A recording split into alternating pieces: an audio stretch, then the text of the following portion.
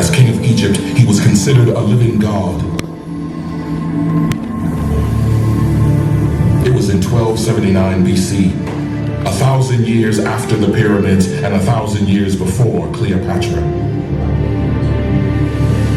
An Egyptian pharaoh, Seti I, had died, and his son, destined for unimaginable greatness, was about to succeed the throne. At dawn, on the 27th day of the third month of summer, Ramses II, not yet 30, became king of Egypt, the pharaoh, chosen one of the sun god Re, the third pharaoh of the 19th dynasty. When he ascended to the throne, Egypt was emerging from a period of instability, and her borders were at risk. Ramses fought back invaders on all sides and expanded Egypt's territory. His greatest challenge, the Battle of Kadesh against the rival Hittite Empire, where he fought bravely, even in hand-to-hand combat. Declaring himself the victor, Ramses celebrated the story on temples throughout Egypt. He documented it in such detail that the Battle of Kadesh is considered the most famous battle of the ancient world. Under the wise and effective rule of Ramses, Egypt enjoyed prosperity. A measure of this wealth, the remarkable temples he commissioned throughout the land, becoming one of Egypt's greatest builders. By carving his name and his likeness on them, he ensured that he would never be forgotten. At Abu Simbel, Ramses also built a temple carved out of sandstone cliffs to honor his first love and queen, Nefertari. Dedicating it to her, he inscribed on the facade, "For whom the sun shines." Her beauty captured in stone, Nefertari appears equal to him in size, a rare honor for an Egyptian queen.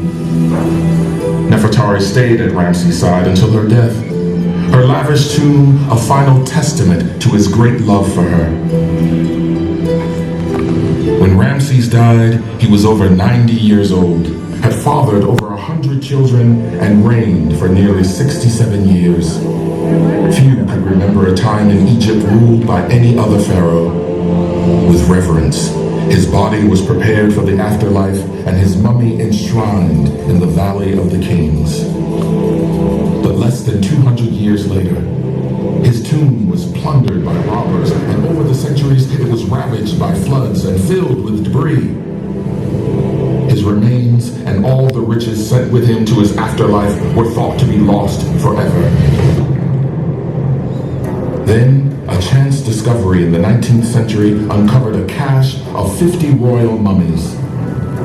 Would Ramses II be among them?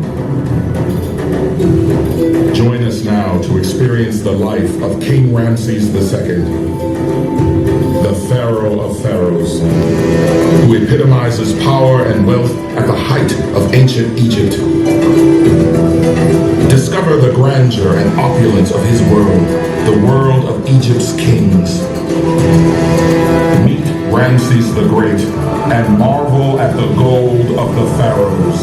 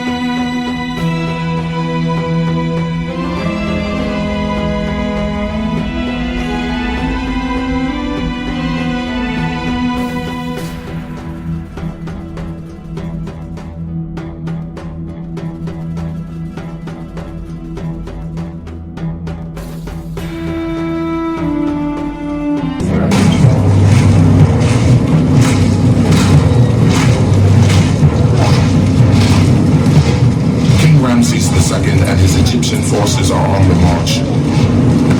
Their aim, to seize control of the city-state of Kadesh from their rival, the Hittite kingdom, and expand Egypt's borders. The Hittite king amasses his army, a coalition of tens of thousands of fierce warriors from allied territories, and also moves toward Kadesh. Egyptian accounts say the Hittites covered the mountains and filled the valleys and were like locusts in their numbers. King Ramses is woefully outnumbered, but he is not one to back down. Among his troops are warriors from his previous conquests, Nubians, Libyans, and Sheridan pirates. Just hours from their target, Ramses receives intel that the Hittites are still several days' journey away. He decides to make camp with his Amun division. His other battalions, including an elite force from Amuru, are still hours away. Ramses will launch his attack once the rest of his army arrives. But his plan is soon foiled. Near camp, Ramses' guards interrogate two Hittite defectors. They reveal the Hittite army is actually in hiding just across the river. Suddenly, the Hittites' chariots smash into Ramses' raid division. In the melee, the Egyptians flee and lead the Hittites directly into the sanctuary of the Egyptian king. Ramses faces thousands of enemy charioteers. The pharaoh fights bravely, his pet lion at his side, while the Hittite king waits in safety on the other side of the river. The battle rages, and the Hittites sense victory. But Ramses' elite warriors arrive, giving their king the power to wage a counterattack. Unleashing a fury of arrows, the Egyptians force the Hittites back across the river. Ramses himself describes the scene. I made them plunge into the water like crocodiles. Those who fell down did not rise. Most of the Hittite force drown or are killed, including the king's brother. The Hittite king calls for a truce. To count the dead, Ramses' soldiers remove a hand from each fallen Hittite. And King Ramses rides away from the field of battle, declaring himself the victor. A Hittite version of the story suggests the battle was at best a draw. 17 years after the Battle of Kadesh, King Ramses signed a treaty with the Hittites. It ushered in a peace that lasted nearly a century. It is the first peace treaty recorded in history and remains the basis for treaties between nations today. King Ramses believed his victory at Kadesh was the greatest achievement of his reign. He celebrated it in extraordinary detail on temples throughout Egypt, making it the most famous battle of the ancient world. In the pharaoh's own words, I found the enemy chariots scattering before my horses. I slaughtered them at my will. Behold, I am victorious. Me alone